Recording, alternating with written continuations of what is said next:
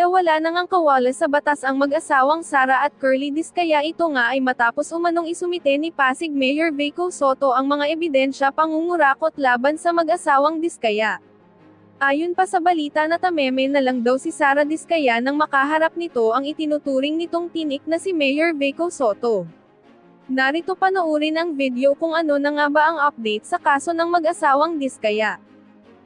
Ang gusto ng Pangulo? Mabilis na aksyon. Sinibak na sa pwesto ni DPWH Secretary Vince Dizon si Assistant Regional Director Henry Alcantara habang inaayos na rin ang dismissal ni District Engineer Bryce Erickson Hernandez at Assistant District Engineer JP Mendoza. Ito ay kaugnay sa nagpapatuloy na investigasyon sa mga maanumalyang flood control project sa Bulacan. Nirekomenda na rin ni Secretary Dizon na sampahan ng kaukulang kaso sa Office of the Ombudsman sina Alcantara, Hernandez at Mendoza kaugnay sa mga questionabling proyekto. Kasama na rin sa lookout bulletin ng Bureau of Immigration ang nasabing DPWH officials. Kaugnay nito, nakatakda na rin maglabas ng order si Secretary Dizon para sa perpetual blacklisting ng Wawaw Builders at Sims Construction Trading. Pinasasampahan na rin sila ng kaso sa Department of Justice. Ang Wawaw Builders, ang kontraktor sa 96.5 million peso ghost project sa Bulacan, habang ang Sims Construction Trading naman, ang kontraktor sa 55 million peso ghost project sa parehong probinsya. Ang hakbang na ito ng ahensya ay alinsunod sa panawagan ni Pangulong Ferdinand R. Marcos Jr. ng mabilisang pag-aksyon, pagsasampa ng kaso, at pagpapanagot sa mga nasa likod ng mga maanumalyang proyekto. Morning, ma'am. Ma'am, ano po kaya yung naging pagtingin ni Presidente doon sa naging plano ng House leaders na ibalik yung NEP sa DBM but Secretaries Amena and Vincent na sila na po yung pupunta sa House to submit an errata? Ano po kaya ang magiging impact nito sa timeline natin ng pagpasa ng budget? At maganda rin po nakita rito para sa umpisa pa lamang ay masaayos na ang budget. At nirerespeto rin po natin ang liderato ng House of Representatives at kung ano man ang mangyayari dito dapat lamang ay kung ano yung naaayon sa konstitusyon. Magkakaroon din po kaya tayo ng sweeping review ng budget ng ibang agencies aside po sa directive ni Presidente with regard sa DPWH budget? Siguro sa ganitong klase na nakikita, mas maganda na rin na ibang mga ahensya, tignan din nila kung ano yung nai-report nila at baka nga mayroong naisingit sa proposal nila na hindi na dapat maisingit. Thank you, ma'am. Next question, Eden Santos, Net 25.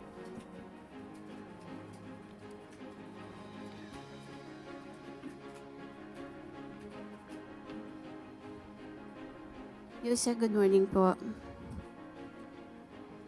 Regarding po dun sa binabanggit ni BP Sara na mukhang may niluluto behind the scene while nakatutok yung attention ng lahat sa flood control anomaly. Ito po rin yata yung sinasabi ni Senator Amy na plano ni SOJ Secretary Boying na maging ombudsman po para ang target ay makasuhan si BP Sara, ang mga Duterte, o yung mga kaalyado nila gaya rin ni Senator Amy, parang baka pati rin daw siya madamay, sabi niya. Ano po yung reaction dito ng Palasyo? There's nothing to worry about in their statements. They are just creations of fertile and wild imagination.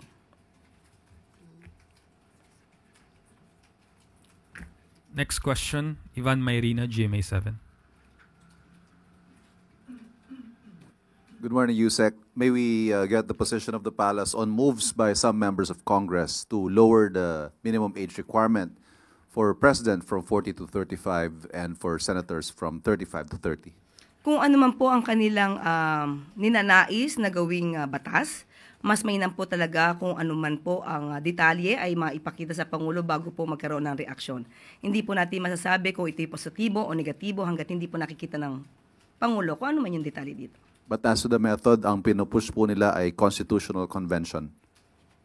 trabaho naman po nila yan. Tingnan po natin. Muli, tingnan natin kung ano po ang magiging detalye nito para sang-ayunan to o hindi sang-ayunan ng Pangulo. Thank you. Next question, Ann Soberano, Bombo Radyo. Yusek, good morning.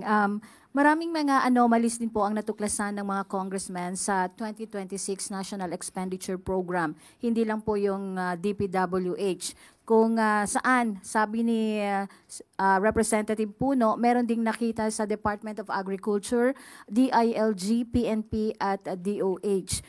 Like yung sa PNP po, DILG, yung 8 billion firearms procurement po, and then 1 billion beautification funds ng DOH, tsaka yung reports po ng allocation for sales scheme sa budget ng Department of Agriculture para sa farm-to-market roads. Yusek, alam po ba ito ni Pangulo na? Or may idea na po ba ang Pangulo hinggil dito sa mga natuklasang bagong mga anomalya? Yung mga detalye po dito, mas maganda po talagang iparating sa Pangulo dahil paminsan-minsan po pag sinabi lamang po at walang detalye, mahirap po kasi agad na mag-judge. So, kaya nga po nagbigay na rin po ng utos si Pangulong Marcos Jr. sa DBM at sa DPWH para tignan mabuti, evaluate kung ano ba yung nangyari sa 2026 NEP at ayusin ang dapat ayusin. So, kung may iba pang mga ahensya na involved, ay ganoon din po ang magiging utos ng Pangulo. So, ibig sabihin, Yusek, magkakaroon din ng sweeping review dito sa budget ng DOH, DH, at DILG. Kung meron po talaga. Kasi ngayon po, kailangan lang tignan. Hindi pa po natin masasabi na talagang meron mga anomalyang naisingit. It's a busy week for the House. Tuloy-tuloy pa rin po ang budget deliberations. Nagbigay naman po ng announcement si Committee on Appropriations Chair, Chair Mika, that budget deliberations will continue. So hanggang ngayon ay tuloy-tuloy pa rin po ang mga hearings ng iba't ibang departamento dito sa House of Representatives. This week din nakita natin ang pagsimula ng Infracom, yung mga hearings tungkol sa issue on flood control, at makikita pa natin yung mga sunod-sunod na mga magiging pag-uusap tungkol dito sa mga susunod na linggo. Alam ko na marami kayong tanong, so we might as well go ahead and get on with it. I'm ready now to accept your questions. Salamat po, Attorney Princess. Isa Bendanyo Mali from GMA-DCBB for today's first question. Good morning po, Attorney. Kaninang umaga po na-interview na rin po sa amin si House Deputy Speaker Ronaldo Puno, and he confirmed po na hindi na nila ipupursue yung pagbabalik ng 2026 National Expenditure Program sa DBM. For clarity lang po, meron po ba naging directive si House Speaker Ferdinand Martin Romualdez regarding po dito sa pagbabalik nga dapat ng 2026 NEP, and nabanggit din po ni DS Puno na nagkausap po si Speaker tsaka yung House leaders kagabi. Thank you po. Napakinggan ko yung interview kanina ni Congressman Puno, no, regarding yung mga discussions. To clarify, yung sentiments ng party leaders kahapon, that na gusto nilang ibalik ang NEP sa DBM, ito ay general sentiments nila dun sa observations na nakita nila sa mga initial na pag-aaral ng NEP at mga initial na budget deliberations na maraming kailangan itama doon sa budget proposal na binigay ng DBM dito sa Kongreso. Hindi dapat na Congress ang tama nito, lalong-lalo na sa observations na nakita natin sa mga House members katulad ni Congressman Puno. I think si Congressman Teodoro nagsalita din tungkol sa mga budget items ng mga projects na purportedly tapos na ay nalalagay pa rin, mga budget items na pare-pareho ang amount. Itong mga budget proposals na ito ay hindi dapat para Kongreso ang magtama, kundi nakikita nila na pagkakamali ng DBM sa pinasang budget proposal. And to clarify, hindi lang to tungkol sa budget ng DPWH, although nagkaroon ng clarification si Congressman Puno na mas marami ang mga nakita nila sa DPWH. But they also mentioned other departments as well.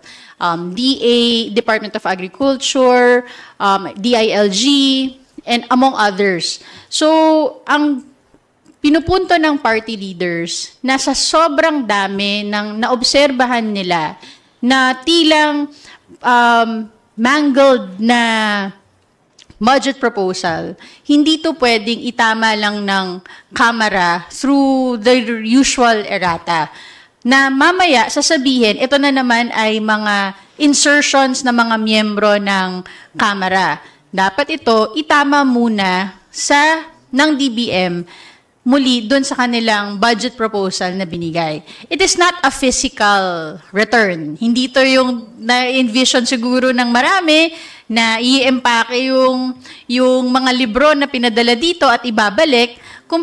Pero ito yung panawagan ng party leaders sa DBM to review, to revisit, and to correct yung budget proposal. Now, I've seen the interviews of other party leaders and sabi nga nila na kung hindi man yung aktual na pagbabalik, ibig sabihin, dito sa House, magiging masinsin ang kanilang pag-deliberate ng bawat budget ng departamento para masiguro na ang corrections na kailangan na gawin ng departamento ay manggaling sa kanila. I-acknowledge nila ang mga maling items na nilagay nila para i-correct ng Kamara.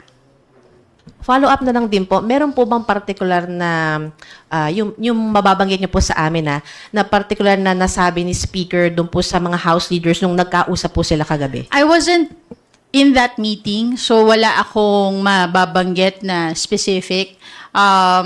Sabi nga na narinig ko nga yung interview ni Congressman Puno kanina na as leader of the House, nagiging trabaho naman talaga ni Speaker is to consult and give directions. Again, so I think yan naman yung mga napag-usapan nila and how they would be able to continue. We have to remember, si Presidente na mismo ang nagsabi na may mga observations din siya na nakita doon sa budget. At itong sentiments ng party leaders ay consistent din doon sa direktiba ni Presidente na siguraduhin na ang budget na ilalabas ng Kamara ay transparent at tutugon sa mga pangangailangan ng mamamayan. This is not a simple matter for the House. This is a serious task. This is a mandate given to the House of Representatives by the Constitution to review and to approve the budget of the government. Kaya siniseryoso ng Kamara ang kanilang tungkulin bilang pagsuporta din sa panawagan ng ating Pangulo na siguraduhin na ang lalabas na budget mula sa Kongreso ay tama at tatalima sa totoong pangangailangan ng mamamayang Pilipino. Opo. And isa pa pong question, kasi kahapon, nabanggit din po ng House Party Leaders yung sa issue po sa DILG and PNP, particular po itong unsolicited proposal about sa 8 billion pesos na pagbili po ng firearms. And meron pong letter pala si Congressman Benny Abante requesting po sa House Committee on Public Order and Safety na magsagawa na po ng investigation. Paki-expound lang po ito and kailan po tayo makakaasa ng investigation, yung mismong investigation proper po? Well, I think this was sent out today, no, na mayroong letter as member of the Committee on Public Order and Safety, si Congressman Abante, addressed to Congressman Roland Valeriano, na magkaroon ng sariling investigation ang committee regarding dun sa if I can read it, to initiate a formal investigation on the attempted insertion of 8 billion pesos in the PNP budget for 2026 for the purchase of guns and ammunitions in violation of the procurement law and RA number 6975 as amended by RA number 8551. Binanggit din to ni Congressman Valeriano kahapon na as chairman that he will initiate an investigation. So, binanggit niya din kahapon na we can expect na baka by next week magsisimula yung kanyang investigation. So, we will have to wait kung yung pagsimula ng committee to investigate this matter. Salamat po. Salamat, Isa. Next is Vivian Gulia from ABS-CBN 2. Good morning, Kong. So tomorrow po nakaschedule for budget briefing itong DPWH. Matutuloy po ba ito or i-reschedule po? Well, according to the Committee on Appropriations, tuloy-tuloy yung mga budget deliberations as scheduled. So we expect na matutuloy ang budget deliberations ng DPWH tomorrow. Despite the time needed to address the supposed mangled entries in the NEP 2026? Sa ngayon, yun ang nakikita natin. Magtutuloy-tuloy, magkakaroon definitely ng pagtatanong. It's really up to the House members and sa magiging deliberation nila kung paano yung i-address yung mga concerns ng members doon sa mga entries doon sa kanilang budget. And then, dun po sa House Infracom hearing, mayroong motion na ipinagpaliban to invite Representative Ko sa pagdinig po regarding the questions on the 2025 Bicameral Conference Committee report. Pero hindi po kasi sumasagot si Representative Ko and mayroong mga reports na hindi po siya. He was absent with notice twice, absent without notice thrice, and excused 7 times po sa session. Meron po ba siyang nasa loob, nandito pa po ba siya sa bansa, lumabas po ng bansa? Meron po ba siyang travel clearance? Can you give us an idea lang po? I made an initial inquiry sa Office of the Secretary General. Sa alam ko, he's currently out of the country.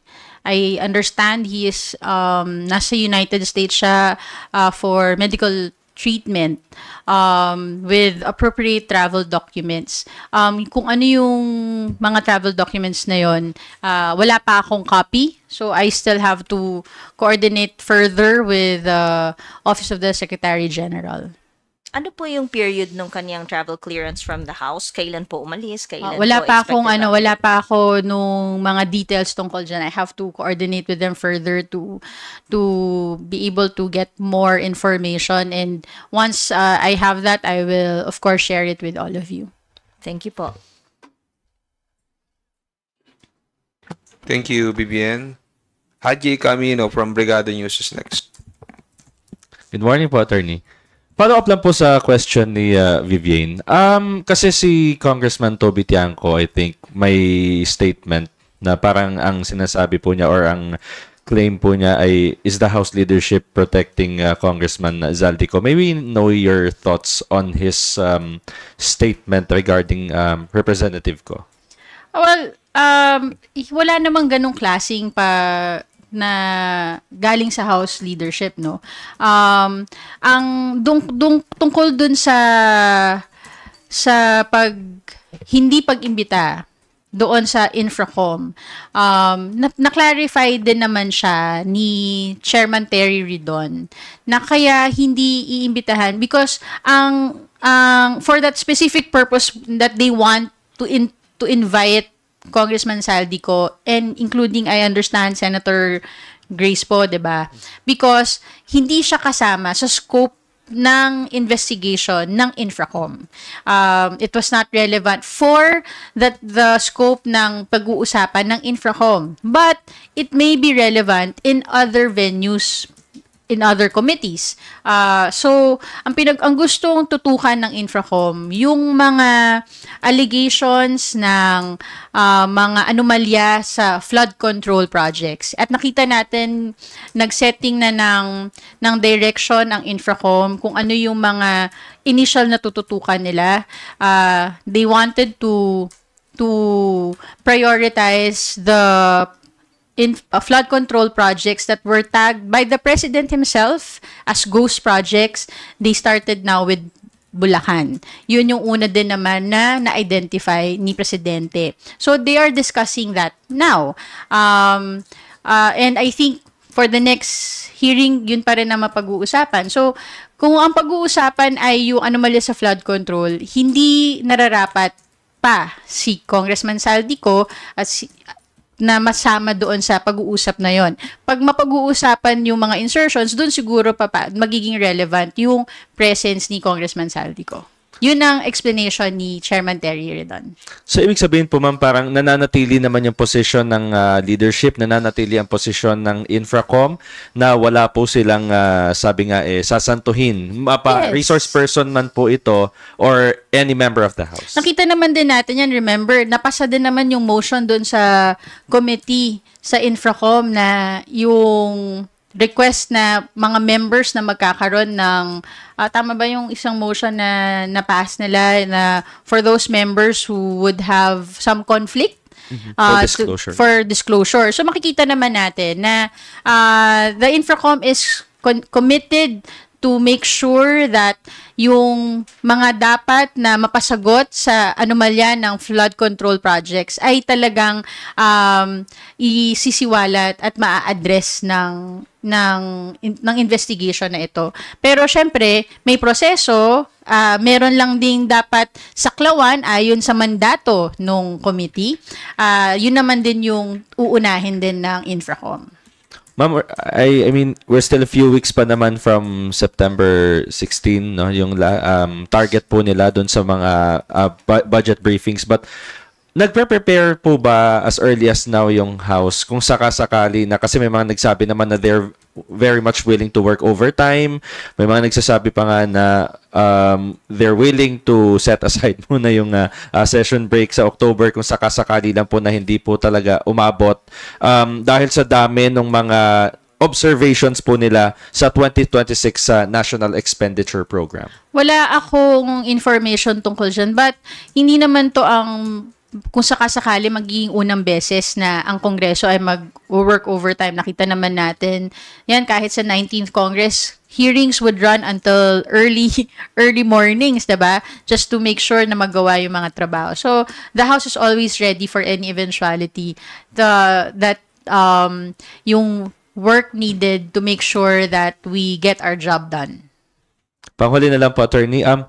Ano po yung pananaw ng House leadership? Kasi nabanggit niyo po kanina yung sentiments naman po in general, no, ng party leaders tungkol nga po sa kanilang mga observations, and in fact yesterday nabanggit din po nila na kaya din po nila gustong ipabalik yung NEP parang dahil pinalalabas or lumalabas na yung ang lagi na lang pong sinisisi sa mga insertions or sa pag may nasisilip po sa budget ay House of Representatives. So ano po yung, kumbaga, statement ng House dito pagdating sa, of course, protecting the integrity of the House as a whole, and yung, dun nga po sa mga ibinabatong issues patungkol sa insertions?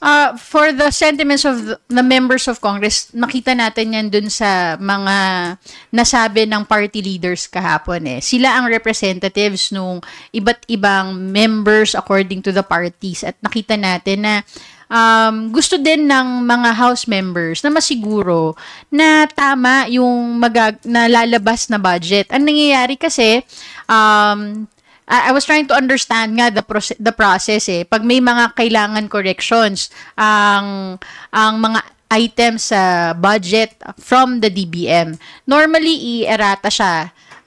Errata coming from the departments, nagagawin doon dito sa Kongreso.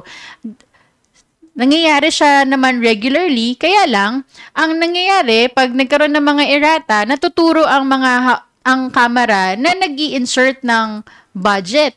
Sa ganitong kadami ng kailangan i-errata na na-observe ng party leaders, masyadong madami to na sasabihin na later on matuturo na members na naman ng House ang gusto ng mga insertions. Kaya para maging klaro, para maging malinaw na nakita ng mga members na may mga kailangang ayusin at itama.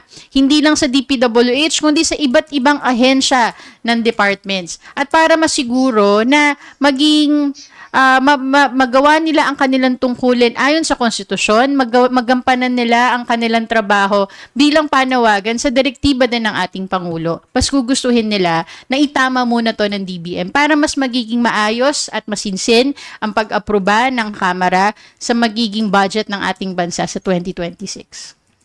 Thank you po, Attorney. Thank you, Ray. Thank you, Haji. Tina Panganiban Perez from GMA7. Good morning po, spokes. Ma'am, you mentioned kanina that you were not privy sa conversation ni Speaker with Secretary Pangandaman. But would you know how the party leaders were appeased? Did the Speaker talk to them? Anong sinabi niya? Well, Because, sorry po. Kasi sabi po ni Representative Alvarez kanina, na gusto pa rin sana nila ibalik yung budget, ayaw pa nila matuloy to, but since nag-usap nga raw si Speaker at saka si DBM Sec, hinayaan na lang nila. Unfortunately, I have no information on that. I just saw also the interviews of some of the party leaders this morning. So wala akong mako-contribute dun sa discussion na yan. Ma'am, nabanggit din kanina sa questions yung sa Infracom, there was a motion by Representative Jokno for the members of the Infracom to submit a written full disclosure of their business interests that may be connected to flood control projects. And sabi po ni Cherry doon, kung mako-cover daw po lahat ng members of the House, dapat ma-amend yung motion ni Congressman Jokno. But napapag-usapan na po ba ito ng House leadership na kahit walang motion, i-cover na lahat ng Kongs? Because there might be Kongs involved in flood control projects who are not members of the Infracom. Wala pa po akong balita tungkol dyan. Thank you po.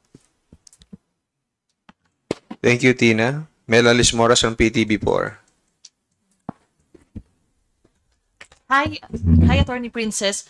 Regarding lang po sa timeline, para lang malinaw, kasi yun nga, so ang movement ngayon, tuloy pa rin yung budget deliberations, pero may hinihintay tayong errata mula sa DBM or DPWH. So, sa part po ba ng House, are we still confident na magiging on time yung passage ng budget? Or may mga nakikita rin kayong pagbabago sa magiging takbo ng budget calendar? Ano po yung assurance nyo tungkol naman dito sa timetable ng budget process po dito sa part ng House? Well, we have to check din with Chair Mika on this, no? Pero kaya nga tuloy-tuloy pa rin ang budget deliberations para dun sa mga items na wala namang problema ay matakil na siya. Hindi natin alam kung paano ang magiging kung gaano kabilis yung magiging review ng DBM doon sa mga budget na may nakitang observations, may mga observations sa mga members. So, pero it appears that the committee is still confident that they can still meet the timeline na tinitignan ng House para ma-approve ang GAB. Nakita naman natin kung gaano kabilis din yung developments, no, dun sa express ng sentiments ng party leaders, dun sa finding ways where we can address the issues ng mga party leaders. So we're still gonna wait kung ano pa yung mga magiging susunod na hakbang. But tuloy-tuloy ang trabaho ng Committee on Appropriations to ensure na may matatapos natin to dun sa time na in-identify nila. And again, kung magkaroon man ng adjustments, nagsabi din ng ibang party leaders that they're willing to work overtime for this. Opo. And ma'am, follow-up lang, kasi kahapon, yun nga yung press ko ng mga party leaders, ang main point kasi, ayaw ng mga party leaders na Kamara na naman yung masisi kung may problema dito sa budget. So, dahil po sa development, tingin po ba natin, kumbaga parang hindi naman masisisi na yung Kamara kahit hindi natin ibinalik yung NEP? Paano ulit yun? Parang, kumbaga, ma'am, parang are we confident na kahit hindi nagkaroon ng solian ng NEP sa DBM, maayos na yun? Okay. Maayos na rin po yun. Again, yung sulian ng NEP ay hindi nga ito yung physical na pagbalik, yung hindi katulad yung remand na ginawa dati no sa impeachment na talagang dinala yung documents. Hindi naman ganyan ang gagawin. Pero clear ang sentiments ng party leaders. There's a need to review, to correct what they used are yung massive mangling of the budget proposal. Kailangan siya i-correct. So, yun yung gustong iparating din ng party leaders. That's what my appreciation of the statements kahapon. Kung paano yan gagawin ng DBM, kung paano nila aayusin yung mga items na nagkaroon ng mga concerns sa mga members. Wala ba? Hello. Hello. Testing. Hello. Yan. Kung paano gagawin ng DBM, yung pag-correct nung na-review nila na budget. Kailangan maging clear yan din sa pag-transmit nila sa Kongreso. Now, ang tanong ay palagi ba natin na mas magiging mawawala na yung tama 'di ba? Mawawala ba yung duda, yung sisi sa House? I'm sure lalo na pagdating sa politika, meron pa ring isisisi sa House. Pero ang hindi naman to tungkol sa pagsisisi lang. Pero ang gusto din ng House of Representatives yung tamang proseso na nagagampanan nila ang kanilang tungkulin. Gusto namin i-review at ipasa ang tamang budget. Paano namin yan ipapasa kung ang mali ay galing sa source? So, ayusin na muna. Itama muna para pagdating sa Kongreso, mapasa namin at ma-review namin at mapasa namin ng maayos yung budget na talagang maa-address ang concerns ng mamamayang Pilipino. Thank you po. Salamat, Mela. Babik Trinidad from Abante Radio. Ma'am, good afternoon po. Good morning po na po.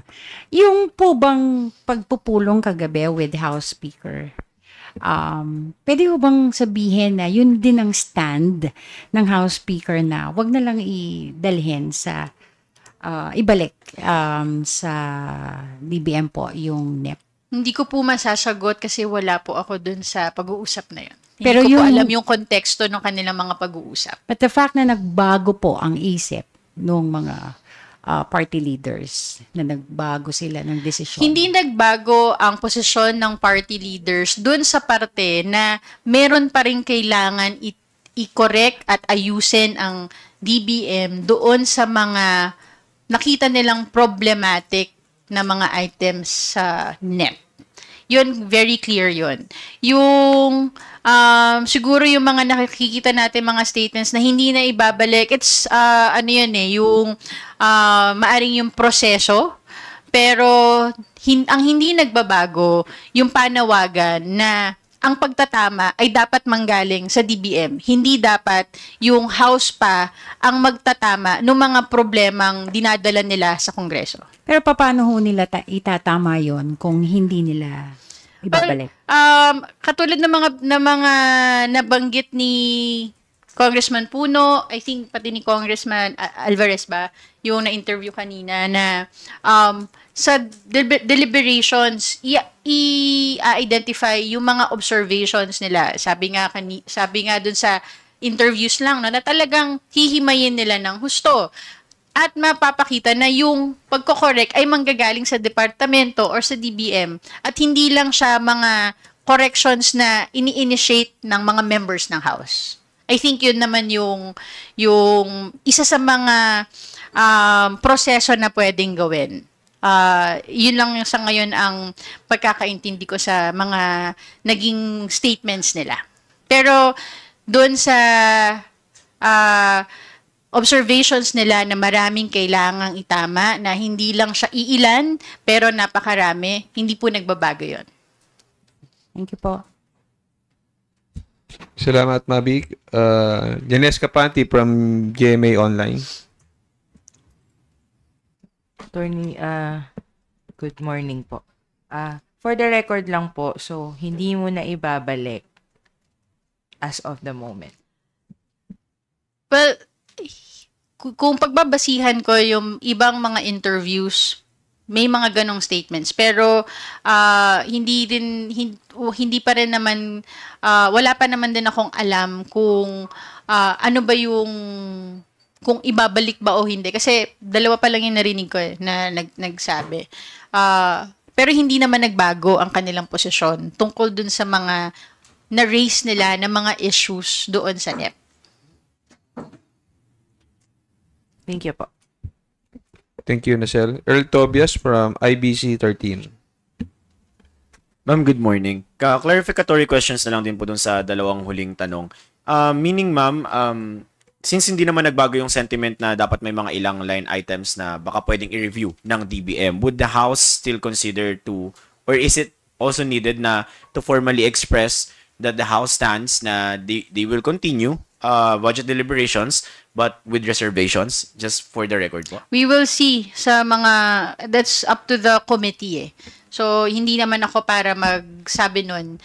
It will be up to the Committee on Appropriations and its members on how they will act on the various concerns and observations of the members. Personal sentiment na lang, attorney, but pwede kaya yon na viable option kung sakali para malinaw lang natutuloy ng Kamara yung 2026 NEP deliberations, pero merong kayong ilang sentimento yung mga mambabatas na ito yung dapat baguhin. Nakikita natin na tuloy-tuloy ang deliberations. Alam din natin na may mga issues ang mga party leaders dun sa mga items na nasa NEP. So, we leave it at that. Okay. Salamat, Earl. May we know if there are additional questions from the media?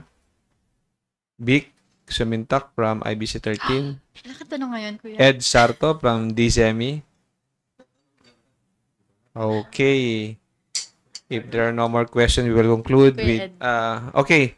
Ed Sarto from Sorry, DCME. ma'am. I don't know kung natanong na ito. Yung letter lang, addressed to Congressman Valeriano. Yes, ano yung pinaka, although sa letter nandun na, what is the objective of Congressman Benny Abante of writing a letter to the chairman of the of fellow congressman? To investigate yung purported, let me see, let me read it first. Kasi this refers to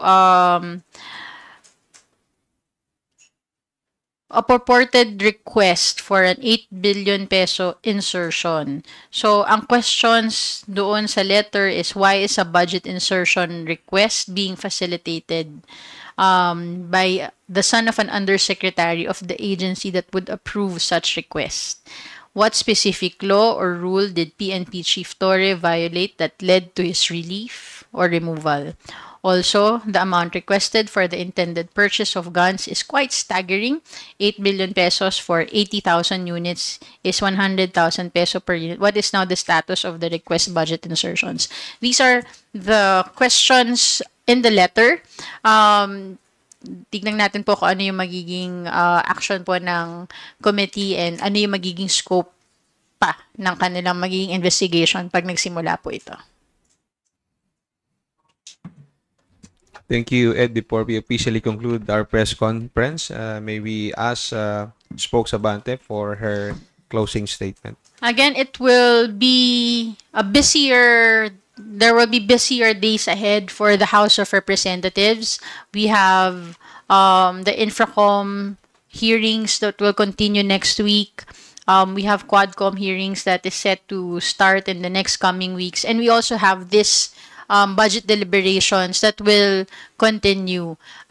Seryoso ang trabaho ng House of Representatives, seryoso ang mandato ng House of Representatives, at seryoso din ang mga miyembro ng House of Representatives, pinangungunahan ni Speaker Martin Romualdez, na tugunan ang kanilang mandato ayon sa konstitusyon at ayon sa batas. Samahan niyo po kami para himayin ang budget ng ating bansa, para matulungan ng ating Pangulo na masiguro na ang budget na ilalabas ng Kamara ay budget ng mamamayang Pilipino, hindi ng iilan lang. Maraming salamat po. Maraming salamat po ulit, Attorney Princess T. Abante. Constantly talking to one another, even late at night, no, to discuss the problems that have arisen with respect to this 2026 budget. As you know, last week or even earlier, we went to you and explained to you our misgivings about the 2026 budget with respect to the Department of Public Works. How the district budgets all over the country were mangled, and how really serious questions needed to be raised about those budget entries.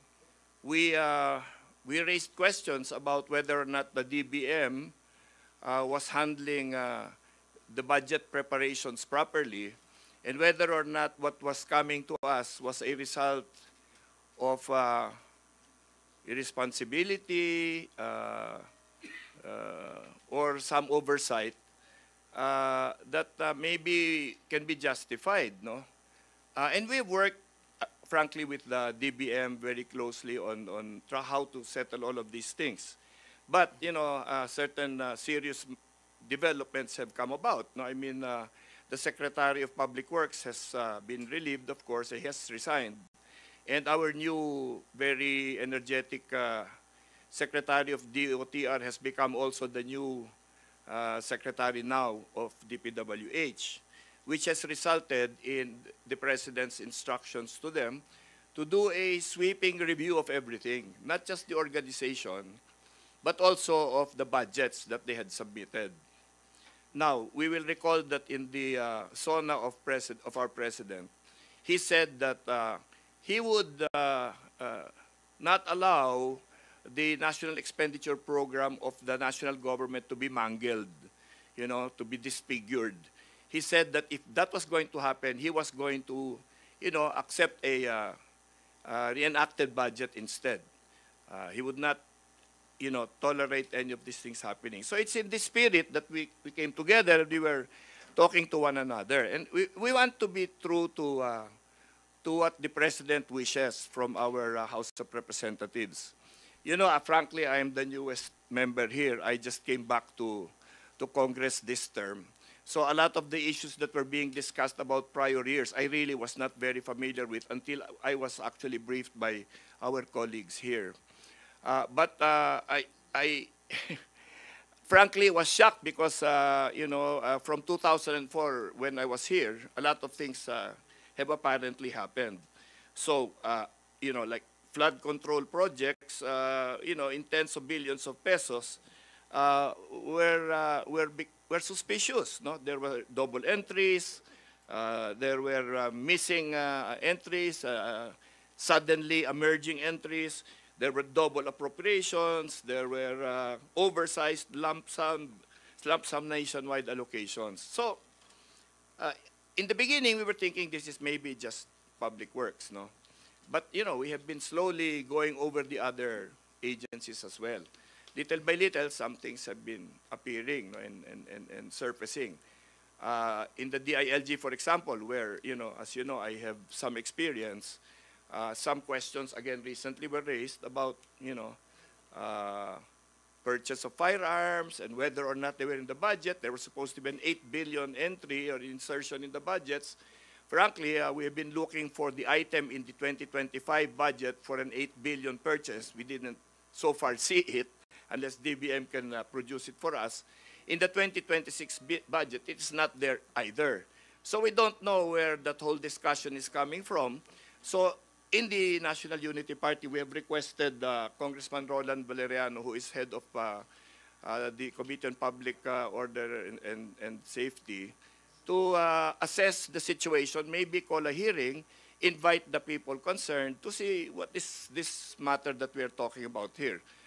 Because frankly, the congressmen are in the dark about this. So, you know, how do we move forward when what has been given to us is very difficult to deal with? For example, in the Department of Public Works, for example, just in our National Unity Party, I've reported to you already previously that maybe 90% of the district budgets were really mangled. In discussions with the other parties, it appears to be a common experience rather than a rare experience. There are already other things we are coming up with in other agencies. No? I will advance to you the information that in the Department of Agriculture, there are indications of similar problems, specifically with reference to farm-to-market roads in the amount of something like 10 billion pesos. No? And we are getting reports that these were also like peddled, no, to certain parties. There are other concerns, very many concerns that have been raised in our party leaders meeting. So we have decided as a group to recommend the return of the 2026 national budget to the DBM because we do not know how to deal with it. We have to practically redo the entire submission to us, and we do not want to be suspected of any untoward action. We don't want it to appear that we are not accepting the rightful recommendations of the DBM, and on the other hand, we do not want to be accused of also of replacing or amending by errata a huge portion of the national expenditure program that they have submitted to us. So we have decided that in good conscience, we cannot begin deliberations on this national budget, and we owe it to all of you that that this is allocated properly, transparently, free of corruption, and we believe that at this point, the national expenditure program submitted by the DBM falls short of that standard. So we are recommending to the Speaker that we return the 2026 NEP to the DBM, and we are asking our members now to refrain from any further participation in any other budget hearings until this matter is resolved. Okay? There's been enough and too much distrust already going around, especially with respect to the House of Representatives. And we do not want this thing to continue, so we toss it back to the DBM so that they can find a logical explanation and resolution to all of these things. Now, the question has been asked. We asked our House Legal Counsel, as we are wont to do in situations like this, whether this is possible. Can we return the NEP to the DBM? So, and this is the initial opinion given to us, and we will give you copies of this, but allow me to read it to you. In light of the admissions publicly made by the department secretaries that there are erroneous entries in the National Expenditure Program transmitted to the House of Representatives, the House will be justified in returning the same to the Department of Budget and Management so that it can effect corrections so that the House can deliberate on the budget that actually reflects the proposal, intent, and desire of the executive. There is nothing in the Constitution or in the law that prevents the House from undertaking the action. In fact, the action becomes necessary at this time. It is in the interest of the public that this must be done. Under the Administrative Code of 1987, subsequent to the submission of the budget to Congress, the President may transmit to the Congress from time to time such proposed supplemental or deficiency appropriations as are, in his judgment, number one, necessary on account of laws enacted after the transmission of the budget, or number two, otherwise needed in the public interest. This is an option available to the DBM too, is to appeal to the President regarding these powers. This would entail piecemeal corrections, however. Returning the document for corrections will be more systematic and practical. And instead of us having to correct the district budgets of more than 250 districts, perhaps the DBM can now do what it should have done in the first place and correct these matters before they send it to us. So this is the position that the party leaders have taken, and we hope that you will all understand our intention that this thing be resolved correctly and properly.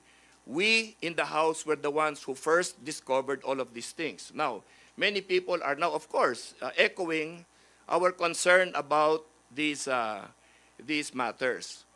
We do not believe that we should fix what other people caused. No, we are not the ones that should fix the problems that have begun in other places.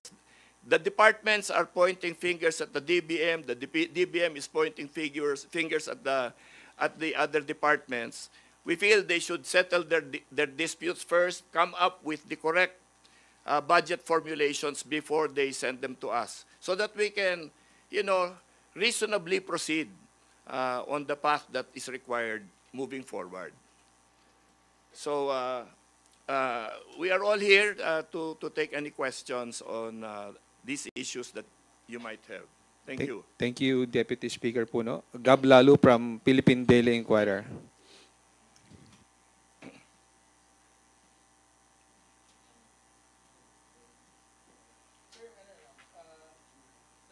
Assure na parang reenacted na yung budget. Technically, sir, parang magiging reenacted na yung budget kasi yung time frame iikli. Tapos, kasi ibabalik sa DBM, tapos iaayusin pa nila, tapos ibabalik din sa House. Parang medyo alanganin na ba yung na mapasa yung budget within this year? Well, to be honest with you, actually there is the common feeling that maybe it's a good idea if the President be the one to decide these things so that all of these mistakes will be avoided, no? Ayaw namin na kami masisisi dito na naman, ano? Kasi bibigyan kami ng problema ang binigay sa amin problema. Na bawat distrito kailangan baguhin, kailangan i-correct. Tapos pag kinorek namin yan, sisisihin na naman kami for whatever else will happen after that. What they should do is come up with a budget that when it comes to Congress, to the House of Representatives, kukunti na lang ang kailangan ayusin ulit.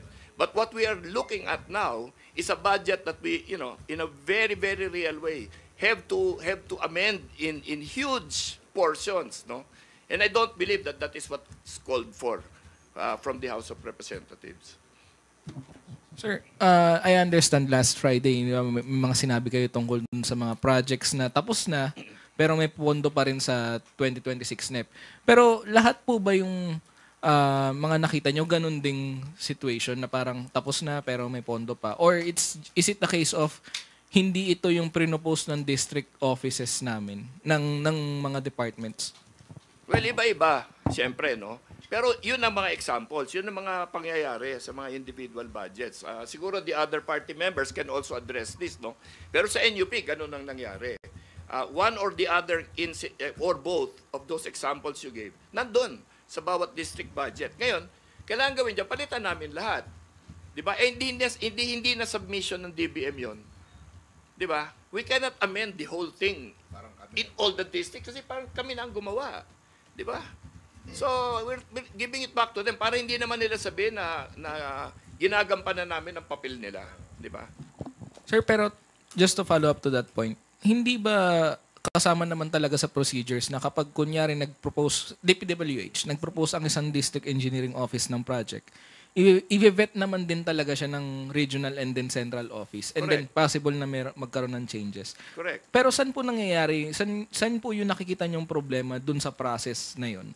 Kasi Meron nagsasabi na hindi natuloy yung regional consultations in the DPWH. Meron nagsasabi na sa planning office nagkaroon ng problema. But, at the same time, nagtataka kami bakit naman lumampas din sa DBM yon. Ngayon, yung kanilang sinasabi na hindi nila dapat i-review yan. Ewan ko baka nagbago na. Nung ako nasa cabinet, nung nag-justify kami sa mga budget secretaries namin, line by line. Ewan ko, Secretary Janet Garin din, nung sa Department of Health noon, who is with us here, si DS Garin for Lakas, what was the experience before? Well, ang experience namin sa kabinete at sa pakiramdam ko, hindi nagbabago yan dahil yung software naman o yung sistema sa DBM ay hindi rin nagbago. Kapag nagsisimula yan, nakalista doon yung mga existing programs, existing projects, new programs. No? Itong mga bago na kailangan, ito namang nandiyan at kailangan i-continue. In other words, nire-review yan isa-isa.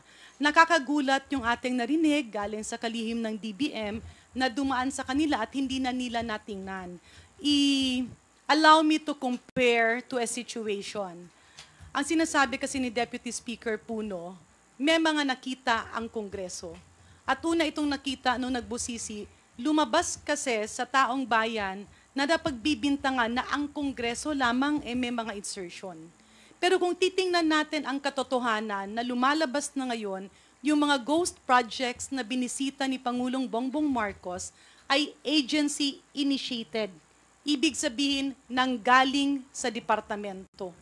At kailangan tugunan natin ang panawagan ng Presidente. Maglabas na budget na malinis at para sa sambayanang Pilipino. Ngayon, ganito ang aming nakikita. Kunyari, meron kang buong compound ng Kongreso, inutusan kang magwalis. Meron kang isang araw para walisin. Hindi mo alam kung nasaan ang basura. Because as it is appearing now, ang daming nakikita na pinasok na hindi tugma at hindi sang-ayon sa kumpas ni Pangulong Bongbong Marcos. Mas magiging madali ang rekomendasyon ng mga liderato ng nagkakaiba-ibang partido na i-request si Speaker Martin Romualdez na ibalik ito sa DBM. Yan po ay request galing sa amin para ituro nila, sabihin nila, dito yung mga basura na kailangan linisin at baguhin. In that way, we fulfill the promise of the President and we fulfill to deliver a bagong Pilipinas. Thank you, sir and ma'am. May we hear the comments of other House leaders, if there?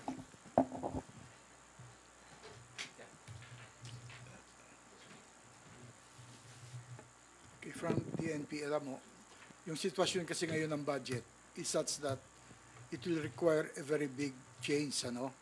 Ang direksyon ng Presidente, huwag niyong imanggel yung budget. Kung ginawa namin ito, at kami na naman ang masasalaan. So, the most important thing now is, bago namin galawin, ibalik na sa kanila. Cleanse it, at later on, kunting-kunti na lang. So, wala na yung mga issue na congressman ang naganito or congressman ang naganyan. Mga sir, pwedeng konting agaw lang. Doon po sa kaba ng iba na baka hindi kayanin kasi kulang sa tiyempo, sanay naman po yung ating mga kongresista na magtrabaho 24/7. I believe with the input of all party leaders, pwede namang i-cancel na yung break ng Kongreso. At wala nang break, tuloy-tuloy na. Maski abutan tayo ng Pasko hanggang New Year, naniniwala po ako, okay, let's put it this way. We have a 1-month break, October 10 until November 11. We can forgo of that para sa bayan. Mas masakit yung pipilitin natin yung isang budget, himayin. Kasi ngayon, ang nangyayari, we cannot totally exercise our oversight powers. Kasi sa DPWH na lang, ang daming singit. At yung singit na ito, walang umaamin kanino nang galing. Coded pa. Malalaman mo lang dun sa mga amount na pare-pareho. Hindi alam ng kongresista, hindi alam ng mayor, hindi alam ng gobernador. Sabi ng DBM, hindi rin daw nila alam. Baka mamaya pinasok na ang computer ng multo, kaya hindi ito nakikita. Ang sabi naman ng DPWH, sinubmit daw. In other words, mas magiging mabilis ang trabaho if we admit that there are lapses because walang perpekto eh. Pero kung makita at ituro nila, ito ang mga executive insertions na hindi nararapat at hindi sang-ayon sa kumpas ng presidente, then that will be the time that Congress can efficiently exercise our oversight powers. Yes, thank you. Also to add to that, I think we've done this before, as mentioned by Kong Janet, Deputy Speaker Janet. So I think in the two Congresses ago, talaga nag-marathon kami dito. So it's doable. Walang uwian, magdamag. So I think we're prepared for that. So handa naman kami doon. Sir, actually, tatanungin ko dapat yun na para bang sort of deja vu nung nangyari nung 17th ba yun or 18th I think, nung na-discover din yung mga flood control na anomalous, tapos nagkaroon discussions back and forth between the House and the Senate, tapos nag-result into a reenacted budget. Parang nakikita nyo ba yung ganong scenario ulit? Well, actually, we're in a better position because medyo maaga pa ito. If you'll remember, nung 18th Congress, ano yun, gitna na ng plenary. So, umulit kami nun. So, it's doable. So, December na. Talagang kaya naman, kaya. And I think we're in a very good position as long as DBM will give us a clear list dun sa kanilang mga gusto talaga. Thank you, Gab. Marian Enriquez from TV5 is now recognized. Thank you po. Nakausap niyo na rin po ba kahit paano si House, si Speaker Martin Romualdez regarding this concern po natin? We actually informed him already that this was our recommendation. Hindi pa kami sinasagot. That is why ang sinabi namin sa party members namin, until we get a response to our request or our recommendation, wag na muna kami mag-attend dito sa budget hearings. Kasi for example, dito sa Public Works, anong pag-uusapan namin? Sinabi nga nila, ibabaguhin nila lahat. So what will we discuss? And ayaw naman namin na there are unresolved issues before we go into a full review of the expenditure program. So we're hoping that we will get an answer in the next couple of days about whether or not the Speaker will allow us to return the entire thing to DBM. Sir, kasi Friday na nga po, Public Works and Highways, nakaschedule na po yung budget deliberation. So, are we calling all of our members na wag na munang umattend dito sa DPWH particularly hanggat wala pang sagot ang ating speaker regarding sa pagbabalik nga po nitong Lahatin na natin kasi baka mamaya inumpisa natin yung ibang agencies, ganito na naman ang mangyayari. Sinabi ko nga kanina sa Department of Agriculture, parang meron na kaagad nakikita dyan eh. Alam mo yon? So, imbis na paulit-ulit tayong ganito, balik na muna sa kanila. Pagbalik dito sa amin, kailangan certified 100% nila na wala na yan at saka talagang they reviewed it properly the way they are meant to do by tradition and by the law. Di ba? So, that's where we are right now. Have we talked to Committee on Appropriations Chairperson Mika Swansing regarding this and ano pong napag-usapan natin? May nakapasalang na ulit kasi budget tomorrow, dire-diretso eh. We have notified her. But she was not a party to the decision because she obviously has a different responsibility. We are party leaders. We are supposed to guide our party on the correct decisions to make. She is an Appropriations Committee Chairman. We respect her for that. We believe she is an excellent Appropriations Committee Chairman. And I think that she's doing a great job. But she's doing a thankless job. Kasi, she has been tasked now with correcting the district budgets of more than 250 districts. Blindly. Oh, and blindly. And she, this is unprecedented. This has actually never happened in my memory. Sir, what are we going to do about this? Moving forward, maghahain po ba kayo ng resolusyon or iboboykot niyo muna yung mga susunod na hearings? Paano po ba? Anong gagawin muna natin? So, walang quorum? We are not trying to be difficult. Hindi kami nanggugulo dito. Ang problema namin talaga is ayaw namin tanggapin itong basurang trabaho. Tapos kami na naman ang masisisi. If we solve it, sasabihin na rini-align namin yung buong budget. Kaya kinanana naman ng mga congressman yan. If we don't touch it, di parang complicit na kami sa lahat ng kalokohan na kinikita namin. So sala sa init, sala sa lamig eh. 'Di ba? Kawawa naman ng mga members namin. At alam mo, kami lahat bumabalik kami sa district. Hindi kami senador na hindi kailangan bumalik sa kung saan man eh. We keep going back to our district. Alam mo, pag pumupunta kami doon, lahat itong mga nakikita nila sa mga dyaryo, siyempre tinatanong sa amin. Alam mo, and we cannot keep, covering up for a poorly constructed budget. I mean, there's no way we're going to take the hit for that indefinitely.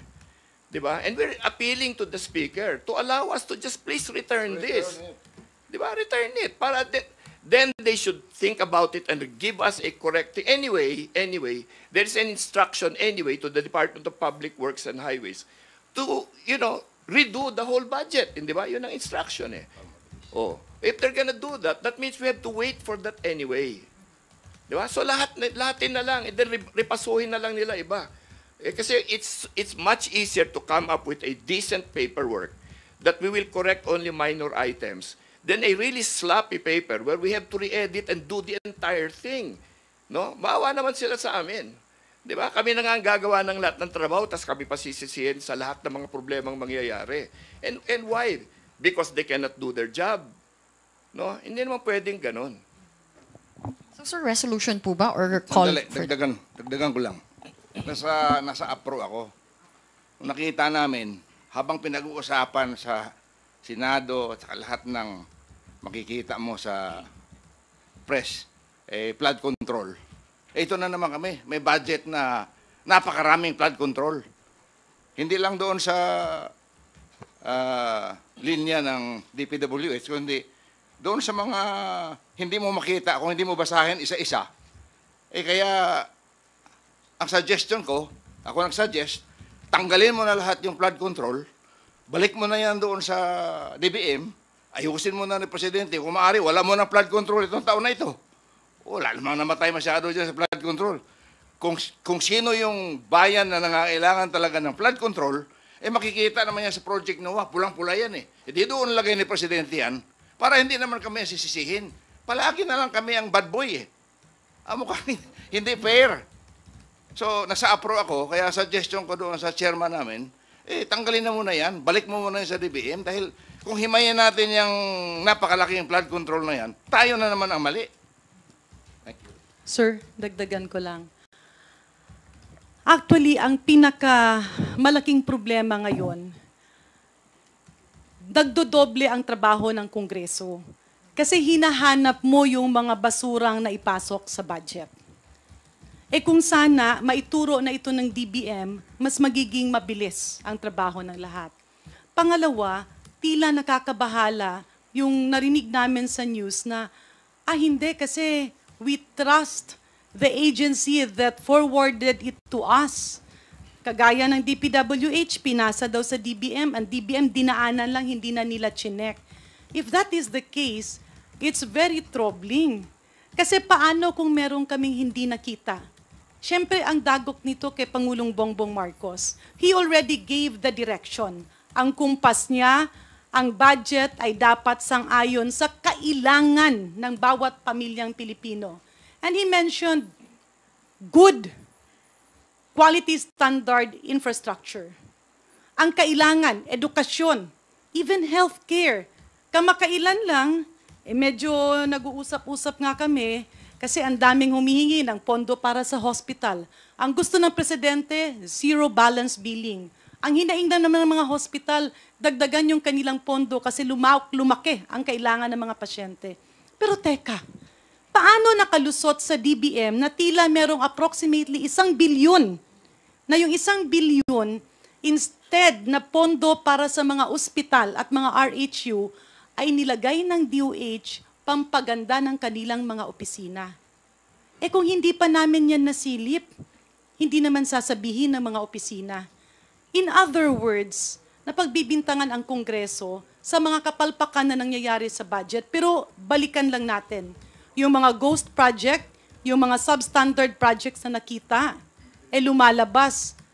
Wala pa sa Kongreso ang nakaraang mga budget, ando dun na yun sa listahan. So paano natin lilinisin kung ikinalat ang dapat na linisin? So kung matutulungan kami, eto dito ang mga bagay-bagay na dapat linisin. Mas mabilis at tila magkakatulungan lahat tayo para ma-deliver ang kumpas ng Pangulong Bongbong Marcos. If I may add, yeah. One very good example is in the province of Misamis Oriental. There's this national highway bridge, very, very vital, that connects the first and the second district in Misamis Oriental. So they promised that they have to build it because it has zero integrity already, the other side, the left side. So what happened? We agreed and sabi namin kung pwede bilisan lang kasi very vital. Talaga, most of the people that comes in and out of Cagayan de Oro uses that bridge. Nangyari, so they promised us, so this 2026 budget that DPWH proposed, walang continuation ng trabaho.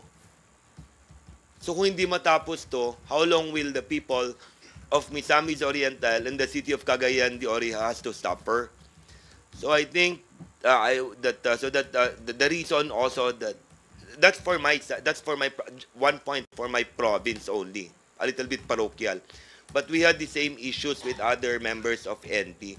That's why we agreed that we will return the budget to DBM. Hopefully they'll be able to fix it, and hopefully it would be easier, and we'll be able to see which projects really are prioritized and they want to finish within the term of the president. Thank you. Magpapile Sorry po ng ha, reso? idagdag ko lang ng konti, very quickly. Sa totoo lang, hindi naman yan may tatago dyan kung walang nagtatago. O hindi yan may sisingit dyan kung walang nagsingit. So para mas epektibo at talagang matugunan, nabliblame ang Kongreso sa mga insertions na nagkakaroon ng errata, insertion dahil inaayos mo. E paano ngayon kung hindi maituro ng Department of Budget and Management at ng ibang mga eksekutiba na opisina yung mga naisingit na hindi kailangan?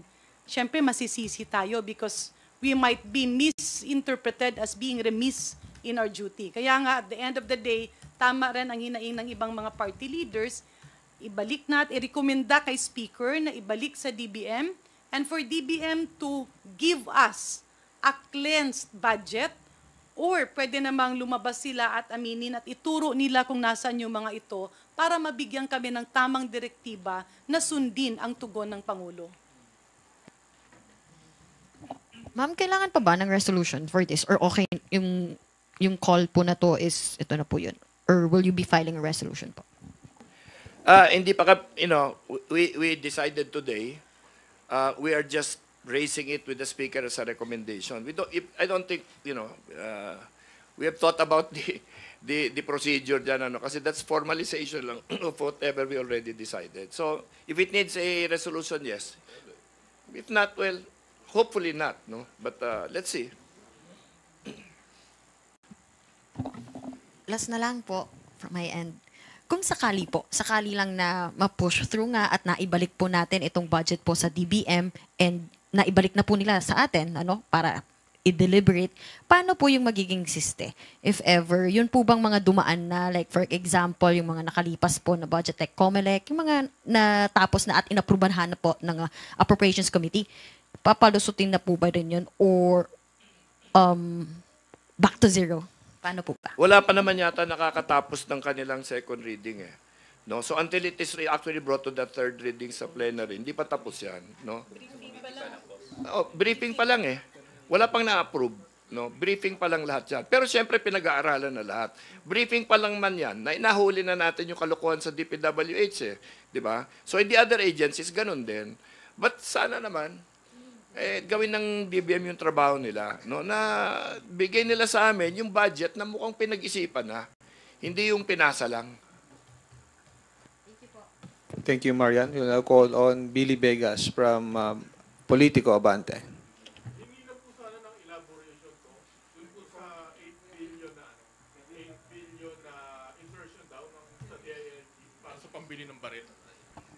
Okay, tinignan namin yung 25 budget, hindi namin makita. Tinignan namin 26 budget, hindi pa rin namin makita. So siguro kung sinasabi mong insertion wala sa 25, baka pinaplano pa lang sa 26, Kaya titignan natin kung anong storya diyan. Congressman Valeriano, you might want to address this. Hihingi kami ng ng inquiry through Congressman Valeriano, either motu proprio, but alam ko one congressman is already preparing a resolution to ask for the same investigation. Kasi masyadong malaki di ba? Again, just like what DS po have said, magkakandak ako as chairman ng Public Order and Safety regarding dun sa unsolicited proposal. I think it's worth 8 billion na sinasabi between the PNP and the DILG. Once and for all, masettle whether it is motu proprio o may magpasok ng resolution or may mag-privilege speech. The earliest is by next week. Thank you. Go ahead. Kung papalagay niyo po ba may kinalaman yung pagkakatanggal kay Chief PNP Torre dun sa 8 billion na insertion na hindi raw niya pinirmahan? That we have to see pagdating ng hearing. Makikita natin yan kung may kinalaman. Definitely, they will be invited to the hearing. Thank you po. Thank you, Billy. Rose Cos from UNTV, please proceed with your questions. Po, magduel lang po ako dun sa proseso na nangyari para po magkaroon kayo ng desisyon na ganito. Was a consultation made between among party members or among party leaders lang po? Well, sa amin, party leaders and some members, but kasi there has been discomfort already on the part of many of our members. So kami naman, that's the reason the party leaders met, is because nga of the unhappiness of many of our members nung nakita nila yung kanilang mga NEP. And we were in the middle of a process of asking them to correct the NEP. But then we were finding that a really large majority of our members were having to correct 80% of the budgets, the NEPs that they had been handed. So, based on that, and after consideration with some of our members, we suggested to the party leaders this recourse. Now, ito naman, this is a recommendation to return. That's why tinanong kung may resolution na ba yan. Wala pa naman. We just came together and we are recommending it as a course of action. And then we are requesting our members not to do anything really, but to wait until a decision is reached on this matter. Kong Mark? Yes. Thank you, DS Ronnie. So just the same for NPC, a few of our members had the same observations as those with the other members, I would presume for Lakas and UP, NP. So just the same, of course, we also support the initiative of the President, di ba, na under review talaga ito. The better that we also recommend na ibalik na lang muna yung NEP sa DBM. On the part of Lakas, the leaders and a few members, nagsimula rin kasi to sa dami-dami ng lumalapit. Ako siguro hindi ko na mabilang yung ilan yung paulit-ulit na nagtatanong, ano ba ang dapat gawin? Ano bang pwedeng gawin? Hindi rin namin masagot. It's a situation of nakita mong may problema. Nakita mong bulok. Pag ayusin mo, ba't mo ginalaw? Pag hindi mo naman ginalaw, ba't mo pinabayaan? So, with this situation, nalilito ang mga miyembro. And that is why the decision of majority of the members of Partido Lakas was to talk to other party leaders and request the Speaker to return the budget to the Department of Budget and Management so that we can have a clear signal and a clean slate. Doon ka magsisimula sa alam mo kung nasaan ang babaguhin at sila mismo, alam na nilang may problema baguhin na nila. So for this recommendation to be finally realized, the Speaker has to approve your recommendation. Well, if he grants our recommendation and request, then we will discuss the formal method of undertaking this. Pero we hope that we will get an indication, some guidance as soon as possible. Kasi siyempre, time is of the essence, and like most of our members, we do, and like you, we do not want to lose the break, no? But but we will if we have to sacrifice that. Wag naman sana nilang masamain itong pagbalik. Kasi this is for the better. Diba? Kung hindi natin babalik ito, we'll swallow it hook, line, and sinker. Abay, kasama kami doon sa kalokohan, di ba? So mabuti na yung maayos nila. Pagdating dito, wala na. At saka willing kami mag-work overtime. If necessary, the whole October. We forgo of our break. That's our promise. Thank you. Last question na lang po. Yun pong in-encourage nyo po yung party members nyo na wag munang dumalo ng mga budget deliberations. Effective when? Today or tomorrow? Tomorrow. Okay po. How many members will not attend the budget deliberations? Do you have a ballpark figure? Basta, I don't know exactly how many. No? I cannot give you a number. And of course, like any other institution, we allow our members to exercise their own free will. Nagre-request lang naman kami sa kanila. No? Like in the NUP, we will not expel anybody for attending. So, nakikiusap lang naman kami. Basically, sa partido lakas, ganito lang yun eh. May bahay, pipinturahan mo, yun naman pala gigibain lang din. So why paint a house when it is due for demolition? Kaya nga dito, ang hirap kasing mag-attend ka ng hearing, ng budget briefing, tapos alam mo naman na marami doon ang talagang hindi sang-ayon sa tugon at kumpas ng presidente.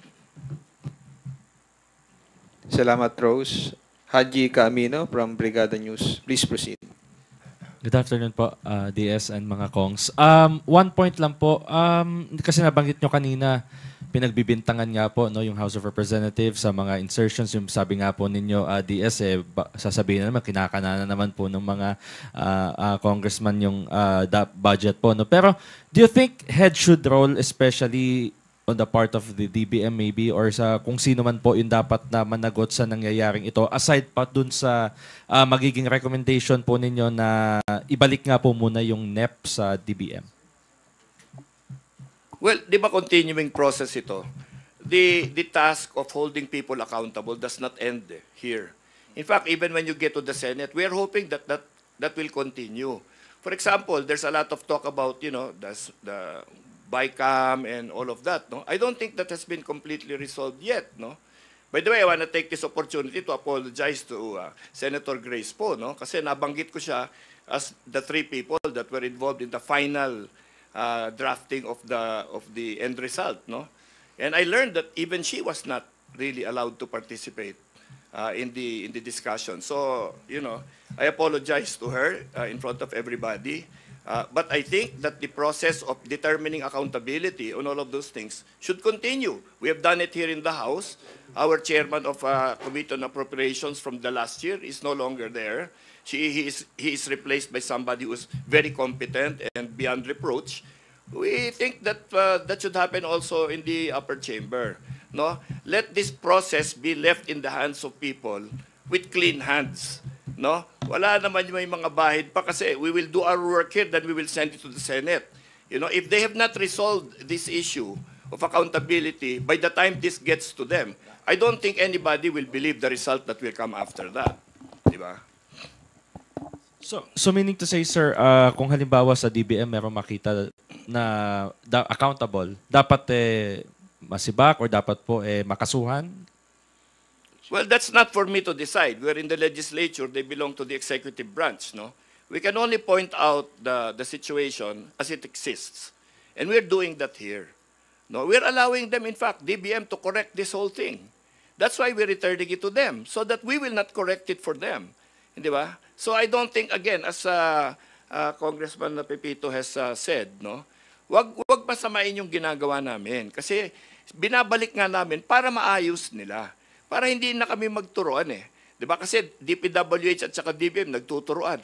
O nandyan na yung magaling na DPWH secretary, siguro matitigil na yung turuan na yan. Di ba? Ngayon, pagdating sa amin, sana mawala na rin ang turuan namin ng DBM. Pero sa ngayon, ang sinasabi namin at mapapatunayan namin at napatunayan namin, yung dumating sa amin, hindi maganda. So, ibig sabihin, halimbawa po yung kay Congressman Valeriano, yung sa issue po sa DILG. So, papatawag niyo po sila. Tapos, if ever, mag-recommend po to file charges against those involved or accountable dun sa issue po na yun. Kung sakali na yun nga po yung lumabas. Yes, kung ano yung makikita namin doon, transparent naman yung committee namin, definitely gagawa kami ng resolution. At kung ang resolution namin, ang recommendation namin is to file charges against those who are involved, why not? Okay, maraming salamat po. Thank you, Haji. Next up is Earl Tobias from IBC 13. Good afternoon. Good afternoon po, sir, and the other political party leaders. Tanong lang rin po, malaking konsiderasyon po ba para sa mga political party leaders yung pumutok na balita na may district engineer mismo na nanuhol kay Congressman Leviste para hindi imbestigahan ng Kamara yung maanumalyang flood control project doon, at gaano kalaking concern yun para sa mga partido ngayon kung sakaling sistematiko pala yung ganong klaseng panunuhol po?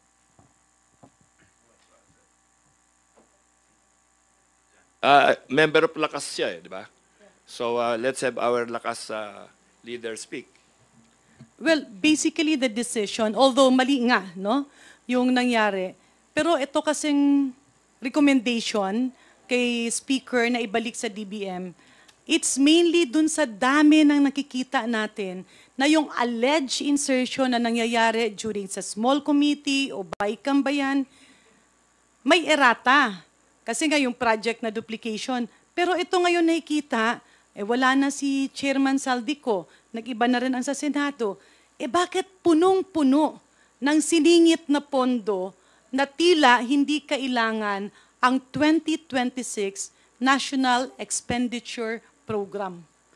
Meron pa ngang mga sinyales Makikita mo sa amount mismo Merong mga nakabitin dyan na 147.750 million, 148.500. Hindi isang lugar It's not even confined to a single province. It's all over.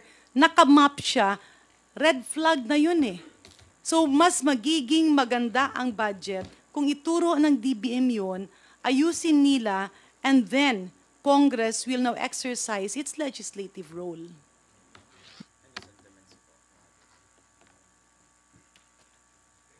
Thank you, Earl. Sir, we will entertain one more question from Kenneth Basilio, Business World.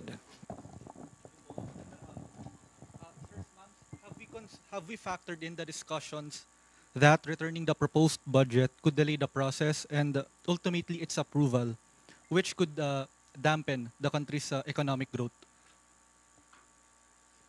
We have more than a month break from October 10 to November 11. Sa December, mahaba-haba rin ang break. As members of Congress, everybody has committed to spend their time so that the budget will not be delayed.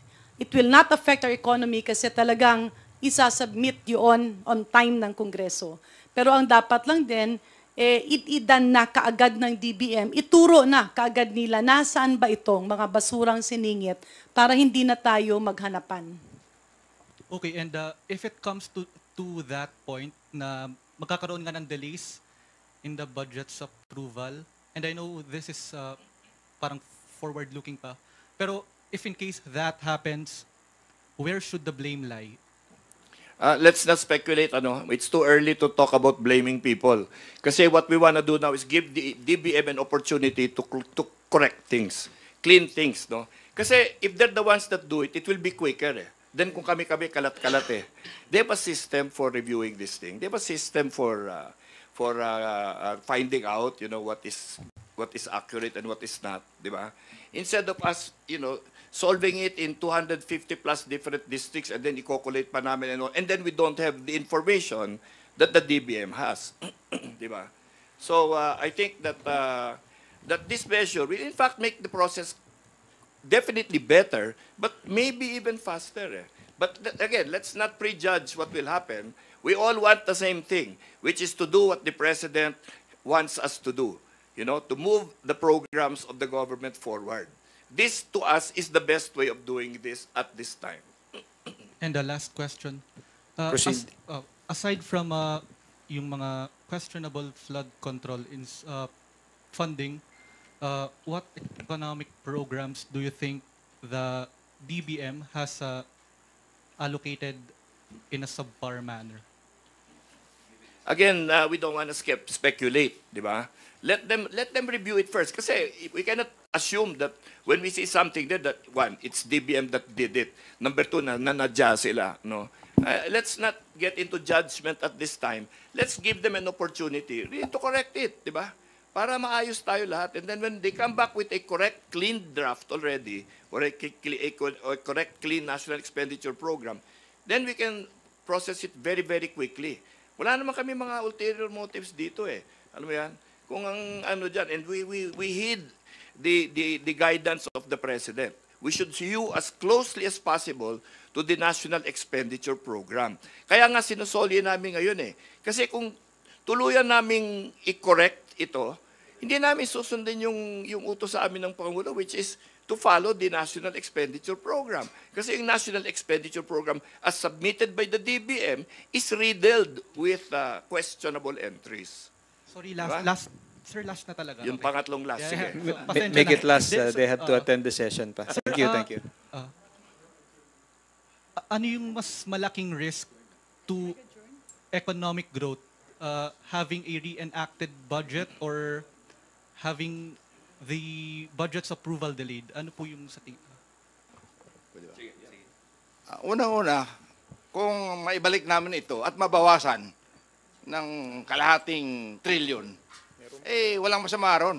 Kung ang expected natin 6.5 to 7, magiging 6 lang tayo, we're better off than most of ASEAN countries. So, dito sa ginagawa namin, o nire-request namin kay Speaker, walang masama dito eh. Gawin lang nila yung tama para hindi na tayo mahirapan dito na kami pa ang gagawa ng mga koreksyon at sabihin na naman, kami na naman ang medyo lumuto ng mga project na yan. When in fact, nandun na yan eh, nakalista yan, line by line eh. So alam na nila yan kung anong gusto namin mangyari, na ilinisin lang nila pagdating dito sa amin. Kung bawasan man nila, walang problema doon. Better yan for our country. Dahil remember, we have to borrow at least 2 trillion this time. Kung manghiram ka ng 2 trillion, bakit hindi mo bawasan na lang yan ng 1 trillion? Kung babagsak tayo sa 5.5 and 6.5, okay lang yun. Ang importante sa mga Pilipino, walang magugutom. Kaya kung maaari, yung karamihan na yan, yung mga project na hindi man masyadong nakaka-apekto sa food production, ilipat mo na yan doon sa food production. Yan ang suggestion ko. Thank you. Thank you once again. Deputy Speakers Puno, Janet Garin and Bambi Imano, Representatives Roland Valeriano, Mark Enberga, Budoy Madrona, and Jose Pipito Alvarez for joining us this afternoon. To everyone, maraming salamat po ulit.